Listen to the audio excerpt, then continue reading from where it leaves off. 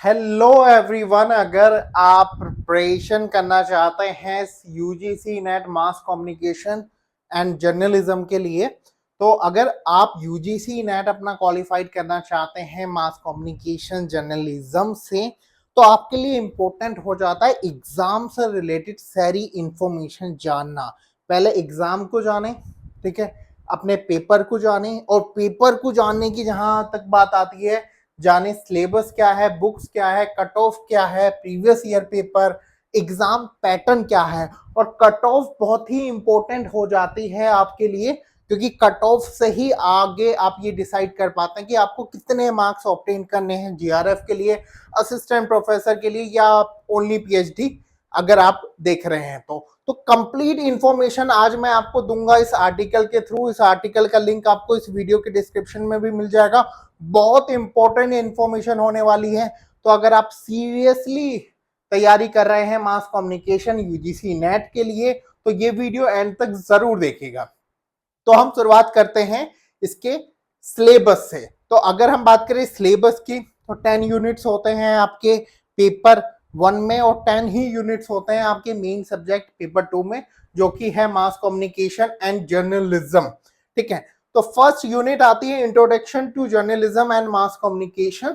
ठीक है, जिसमें concept of journalism, mass communication, history and development of print, ठीक है, इंडियन कम्युनिकेशन ट्रेडिशन जैसे भी इंपॉर्टेंट टॉपिक आ जाते हैं। फिर यूनिट 2 है आपकी communication for development and social change, जिसमें development communication, role media in society जैसे इंपॉर्टेंट टॉपिक आ जाते हैं। यूनिट 3 है reporting and editing, news values, writing for media, translations, ठीक है, जैसे इंपॉर्टेंट टॉपिक आ जाते हैं, जिसमें वेस्टर्न न्यूज भी आपके यहाँ पर दिए गए हैं। यूनिट 4 है एडवर्टाइजिंग एंड मार्केटिंग कम्युनिकेशन, जिसमें एडवर्टाइजिंग और ब्रांड मैनेजमेंट जैसे ब्रांड अवेयरनेस जैसे टॉपिक्स आपके आ जाते हैं।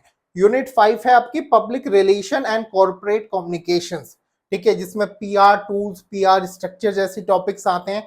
यूनिट 6 है आपकी मीडिया लॉ एंड इथिक्स, जिसमें Indian constitution, evaluation, concept of law and ethics globally, acts, RTI act, copyright act, ये सारे इंपॉर्टेंट एक्ट्स आ जाते हैं। यूनिट 7 है मीडिया मैनेजमेंट एंड प्रोडक्शन, जिसमें media management, definition, electronic media, grammar, media productions, print and electronic, ये सारे topic आ जाते हैं। यूनिट 8 है आपकी आईसीटी एंड मीडिया। यूनिट 9 है film and visual communication, film and TV theory, Indian cinema से रिलेटेड ये आपकी यूनिट रहती है। यूनिट 10 है कम्युनिकेशन रिसर्च, जिसमें रिसर्च का पार्ट आता है, जिसमें data analysis, research ethics, definition, concept, approach और रिसर्च एप्टीट्यूड, जो पेपर 1 में आपकी यूनिट दी गई है, यूनिट 2। ठीक है, तो उससे मिलते जुलते टॉपिक आपको यूनिट 10 में देखने को मिलते हैं, तो वहां पर भी काफी इंपॉर्टेंट हो जाते हैं, और यहाँ पर भी ये काफी इंपॉर्टेंट हो जाते हैं। तो देखिए, ये था कंप्लीट सिलेबस आपका मास कम्युनिकेशंस का। ज्यादा वास्ट सिलेबस नहीं है ये, बहुत वास्ट इसे हम नहीं कह सकते हैं। यहाँ पर एक एनालिसिस दिया गया है, जो कि सिर्फ फैकल्टीज ने जो है वो दिया है, कि आपका देखिए आपके 10 यूनिट से क्वेश्चन बनते हैं, 100 क्वेश्चन जो पूछे जाने हैं वो 10 यूनिट से ही आने हैं, बट कुछ क्वेश्चंस की वेटेज ज्यादा रहती है, यानी कि वो ज्यादा बार रिपीटेड या उन टॉपिक पर बार बार क्वेश्चंस जो है एग्जामिनर पूछता है, ठीक है, कुछ की कम वेटेज रहती है। तो यहाँ पर ऐसे यूनिट वाइज आपको दिए गए हैं कुछ ऐसे सब टॉपिक्स, कुछ ऐसे टॉपिक जिन पे suppose press council, press commission, जिस पर जैसे सपोज यहाँ पर रेगुलरली आस्क्ड है, ठीक है, concept of mass communication and journalism भी वेरी फ्रिक्वेंटली आस्क्ड है, लेस आस्क्ड है, मतलब कुछ ऐसे टॉपिक है जिन पे कम आते हैं क्वेश्चन। देखिए, क्वेश्चन तो आपके 10 यूनिट से किसी भी टॉपिक से आ सकते हैं, ठीक है, और इंपॉर्टेंट भी सभी है, पर यहाँ पर पास्ट पेपर को एनालिसिस करके हमारी रिसेंटली बुक आई है, प्रीवियस ईयर पेपर की बुक, जिन फैकल्टीज ने वो बुक जो डिजाइन करी है, उन्होंने ही ये कुछ ऐसे टॉपिक सजेस्ट किए हैं जो कि आपके थोड़े फ्रिक्वेंट है, थोड़े कम फ्रिक्वेंट है, थोड़े लेस आस्क पूछे जाते हैं, बार बार नहीं पूछे जाते हैं। तो यहाँ पर आप कंप्लीटली देख सकते हैं वो सारे टॉपिक्स को। तो ये आर्टिकल का लिंक आपको मिल जाएगा। यूनिट वाइज अच्छे से देखिएगा कि कौन से टॉपिक यहाँ पर ज्यादा फ्रिक्वेंटली आस्क है, कौन से हाई एमसीक्यूज रेटेड है, कौन से लेस है। अब ना हम बात कर लेते हैं मास कम्युनिकेशंस की बुक पर कि बुक्स कौन सी आती है। देखिए अभी जैसे कि मैंने बताया था कि हमारी रिसेंटली बुक आई है पीवाईक्यू की, 2018 से 2024 के पीवाईक्यूज कवर किए गए हैं, इन डिटेल में कवर किए गए हैं। अमेजोन, फ्लिपकार्ट, मीशो, जियो मार्ट तीनों पर अवेलेबल है। इसके अलावा भी बुक्स आती है, अरिहंत पब्लिकेशंस की बुक आती है, थ्योरी और एमसीक्यूज की बुक आती है अरिहंत पब्लिकेशन की, रमेश पब्लिशिंग हाउस की बुक आती है। ये अपडेटेड नहीं है, मतलब करंटली अपडेटेड नहीं किया गया, करंट सिलेबस पे हो सकती है बट करंटली अपडेटेड नहीं किया गया। फिर ट्रूमैन्स की आती है, ठीक है, Trueman's UGC NET mass communication journalism की ये बुक आती है। और हमारी जो रिसेंट बुक आई है वो ये बुक है UGC NET mass communication and journalism के लिए 2018 से लेकर 2024 के 100 पीवाईक्यू मिलते हैं।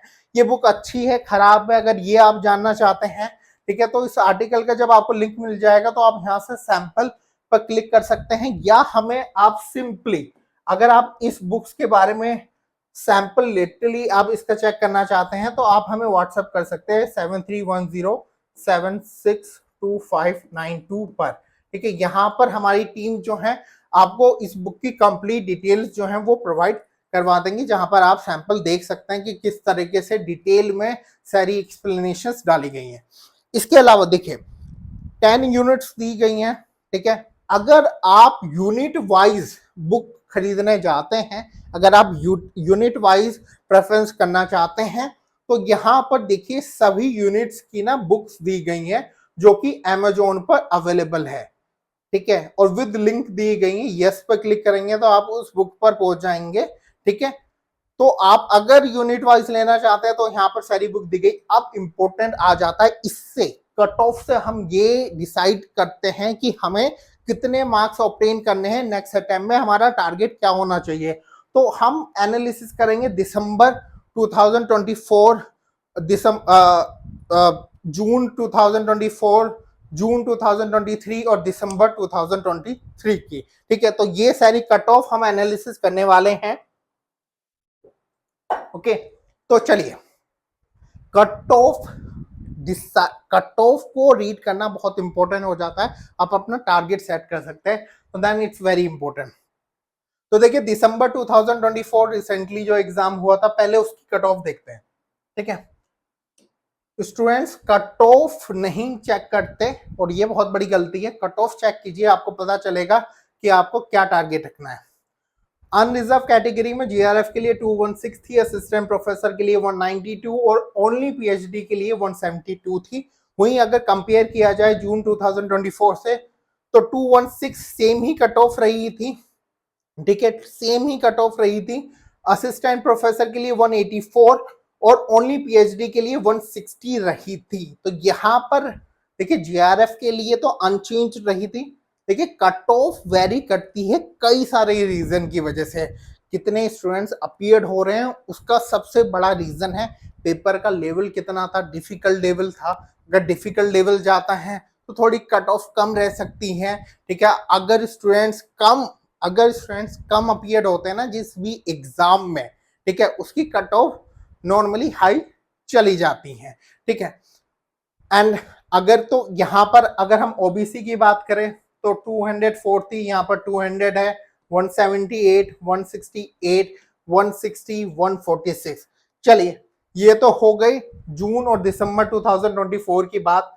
तो अब हम देखते हैं आपका दिसंबर 2023 और जून 2023 की कट ऑफ कंपेयर करते हैं, क्योंकि आपको अपना टारगेट सेट करना है। इससे आपको अपना टारगेट सेट करना है। देखिए 192, 202, 170, 182, यहाँ पर पीएचडी नहीं होता था, पीएचडी आपका जून 2024 से आया है, ठीक है।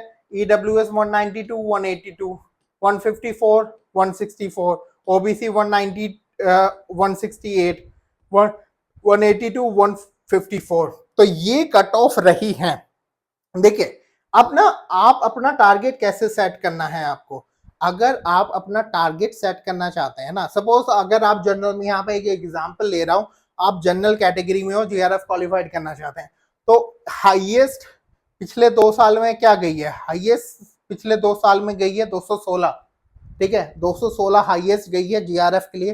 तो टारगेट सेट कीजिए 220 का, टारगेट सेट कीजिए यहाँ पर 220 का, ठीक है। अगर ये गई है 216 तो आप टारगेट कीजिए 220 का। अगर आप कैटेगरी सेम फॉर्मेट में आप हर कैटेगरी का अपनी कट ऑफ चेक करके उस ईयर के और लास्ट 2 ईयर की टॉप, ठीक है, यहां पर सिंपली लास्ट 2 ईयर की, लास्ट 2 ईयर ले लीजिए, बस लास्ट 2 ईयर लीजिए, और लास्ट 2 ईयर यानी कि 4 बार एग्जाम हुआ था, 4 बार में जो सबसे टॉप पर गई है ना, उससे थोड़ा ऊपर का टारगेट सेट कीजिए। अगर आप ऊपर का टारगेट सेट करेंगे तो थोड़ी बहुत वेरी भी होगी ना, तो आप इजीली अपना जो टारगेट है, चाहे जीआरएफ, असिस्टेंट प्रोफेसर, पीएचडी जो भी है, वो आप फुलफिल्ड कर जाएंगे, आप क्वालिफाइड कर जाएंगे। तो पिछले 4 बार की कट ऑफ देखिए, हाईएस्ट चूज कीजिए अपनी कैटेगरीज में, और जो भी आपका टारगेट है प्रोफेसर या जीआरएफ, और उससे थोड़ा 10 नंबर या 8 नंबर आप ज्यादा अपनी सेट कर सकते हैं cut off, it's very important. चलिए, अब कट ऑफ हो गई है, अब यहाँ पर प्रीवियस ईयर पेपर दिए गए हैं जिन्हें आप डाउनलोड कर सकते हैं, ठीक है। और हमारी जो बुक है यहाँ का, चाहे तो आप उसका सैंपल यहाँ से भी चेक कर सकते हैं। यहाँ से कैसे आपको तैयारी करनी है वो दिया गया, ये आप खुद रीड कर सकते हैं, बाकी ये वीडियो फिर काफी लंबी हो जाएगी, वो आप यहाँ से रीड कर सकते हैं। एक स्टडी प्लान भी दिया है टॉपिक वाइज, और ये स्टडी प्लान मैंने नहीं लिखा, या फैकल्टी से नहीं लिखा है कि आप किस तरीके से कौन से टॉपिक्स को टारगेट कर सकते हैं कौन से वीक्स में। 4 मंथ का ये यहाँ पर जो है वो प्लान दिया गया है, ठीक है, राइट। 4 मंथ का यहाँ पर जो है ये प्लान दिया गया है। और आपको एग्जाम पैटर्न तो आपको ऑब्वियसली पता ही होगा, 100 क्वेश्चंस आपके पेपर 2 से आते हैं, 50 क्वेश्चंस पेपर 1 से आते हैं, टोटल 300 मार्क्स का आपका जो है वो पेपर हो जाता है। देखिए, पेपर 1 भी उतना ही इंपॉर्टेंट होता है जितना कि आपका पेपर 2, ठीक है। तो इस अकॉर्डिंग आप अपनी जो है वो तैयारी जो है वो आप कर सकते हैं। अगर इस वीडियो के रिलेटेड कोई भी कमेंट आप करना चाहते हैं तो आप वीडियो पे कमेंट कर सकते हैं, कोई भी क्वेश्चन अपना पूछ सकते हैं। Thank you.